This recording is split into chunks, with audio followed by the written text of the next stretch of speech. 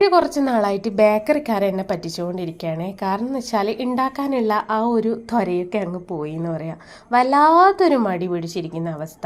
കാരണം ബേക്കറി വന്ന് ഹോൺ അടിക്കുമ്പോഴേക്കും അങ്ങ് ചാടിപ്പോയിട്ട് വേണ്ടുന്ന സാധനങ്ങളൊക്കെ വാങ്ങി തരും. പിന്നെ ഇവിടുത്തെ ഒരു ബേക്കറിയിൽ നമ്മുടെ ബ്രെഡ് ഒഴികെ ബാക്കി എല്ലാത്തിനും 10 രൂപയേ ഉള്ളൂ. ഇങ്ങനെ 10 രൂപയ്ക്ക് കിട്ടുന്ന ഐറ്റംസ് വേറെ എവിടെയെങ്കിലും കാണോ? നമ്മുടെ നാട്ടിലൊന്ന് 100 രൂപയ്ക്ക് പോയാലും ഒരു കൊട്ട നിറയുന്ന സാധനങ്ങൾ കിട്ടില്ല കഴിക്കാൻ, അല്ലേ? അപ്പോൾ അതൊക്കെ വെച്ച് നോക്കുകയാണെങ്കിൽ നമുക്കിവിടെ എളുപ്പമല്ലേ. പിന്നെ എന്തിനാണ് വെറുതെ മെനക്കെടുന്നത്? പക്ഷേ ഹെൽത്തി ഫുഡ് കഴിക്കണമെങ്കിൽ നമ്മൾ മെനക്കെട്ടേ പറ്റൂ.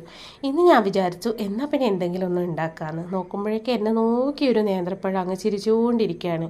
ഇനിയും അത് ഞാൻ എടുത്തിട്ടില്ലെങ്കിൽ ചേട്ടൻ വന്നു കഴിഞ്ഞാൽ അതങ്ങ് കരയും. അപ്പം തന്നെ എടുത്തിട്ട് പെട്ടെന്ന് കട്ട് ചെയ്ത് 2-3 ദിവസം മുമ്പ് ഞാനൊരു ഷോർട്ട് കണ്ടിട്ടുണ്ടായിരുന്നു. ഒരു സ്നാക്ക് ഒരു ചേച്ചി ഒരു ചാനലിൽ ഉണ്ടാക്കുന്നത്.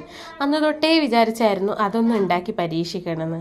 അപ്പോഴാണ് നമ്മുടെ പഴക്കുട്ടനെ കണ്ടത്. അതും തൊലി കളഞ്ഞ് കട്ട് ചെയ്തിട്ട് നെയ്യിലങ്ങ് വരട്ടിയെടുത്തു. പിന്നെ കുറച്ച് ഏലക്ക പൊടിച്ചതും കൂടി ഒരു ഫ്ലേവറിന് ചേർത്ത് കുറച്ച് തേങ്ങ ചിരവിയതും കൂടി ഇട്ടിട്ട് അതൊന്ന് മിക്സ് ചെയ്തെടുത്തു. പിന്നെ നമ്മൾ ശർക്കരപ്പാനി എന്ന് വെച്ചാൽ ചൂടാക്കിയിട്ട് അത് ഊറ്റി അരിച്ചെടുക്കേണ്ടതൊക്കെ കല്ലുണ്ടെങ്കിൽ മാത്രം അരിച്ചെടുത്താൽ മതി. പിന്നെ ഒരു ബൗളിലേക്ക് മൈദയല്ല നമ്മൾ എടുക്കുന്നത്, ഹെൽത്തി ഫുഡ് എന്ന് പറഞ്ഞ ഇതാണ്. മൈദയല്ല എടുക്കുന്നത്, ഇത് ഗോതമ്പ് മാവ്. 1/2 കപ്പ് ഗോതമ്പ് മാവ് എടുത്ത് അതിലോട്ട് നമ്മുടെ ഈ ഒരു ശർക്കരപ്പാനിയും കൂടെ ചേർത്ത് നന്നായിട്ട് മിക്സ് ചെയ്ത് കൊടുക്കുക. മിക്സ് ചെയ്ത് നല്ല കട്ടിയൊക്കെ ആവുകയാണെങ്കിൽ കുറച്ച് വെള്ളം കൂടെ ചേർത്തിട്ട് ഒരു പരുവം നമുക്കറിയാലോ. അപ്പോൾ ആ ഒരു ആവിക്ക് വെക്കേണ്ട അപ്പായതുകൊണ്ട് ആവിക്ക് വെക്കുന്ന പരുവം നമ്മൾ നോക്കിയിട്ട് വെള്ളം ഒഴിച്ചു കൊടുക്കുക. അപ്പോൾ ഞാൻ ആ ഒരു സമയത്ത് പാത്രമൊക്കെ ഏകദേശം കഴുകി വെച്ച് എനിക്കെന്ന് വെച്ചാൽ ആ സമയത്ത് എടുത്തതൊക്കെ അപ്പം കഴുകി വെക്കണം. അല്ലെങ്കിൽ പിന്നെ വീണ്ടും എനിക്ക് തന്നെയല്ലേ പണി കിട്ടുന്നത്. അങ്ങനെ കുറച്ച് തിക്കായതുകൊണ്ട് കുറച്ച് വെള്ളം കൂടെ ചേർത്തിട്ട് ഞാൻ വീണ്ടും ഒന്ന് യോജിപ്പിച്ച് കൊടുത്തു. എല്ലാം കൂടി വീണ്ടും നമ്മൾ നന്നായിട്ട് യോജിപ്പിച്ചതിന് ശേഷം മാത്രം നമ്മുടെ മിക്സ്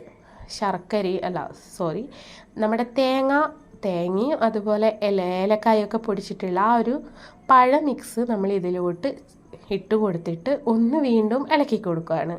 പിന്നെ നമുക്ക് ഇഷ്ടമില്ല ഒരു ട്രേ എടുത്ത് അതിലൊന്നിക്ക് ബട്ടർ പേപ്പർ അല്ലെങ്കിൽ കുറച്ച് നെയ്യൊക്കെ തൂക്കിയിട്ട് വേണം ഇട്ട് കൊടുക്കാൻ. ലാസ്റ്റാണ് കേട്ടോ എനിക്കിത് ഓർമ്മ വന്നത്. പിന്നെ പറഞ്ഞിട്ട് കാര്യമില്ലല്ലോ.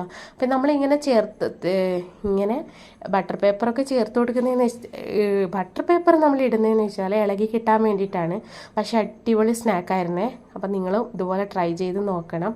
നല്ല ടേസ്റ്റി ആയിരുന്നു. പക്ഷേ എനിക്ക് ഇളകി കിട്ടാൻ കുറച്ച് പ്രയാസം ഉണ്ടായിരുന്നു.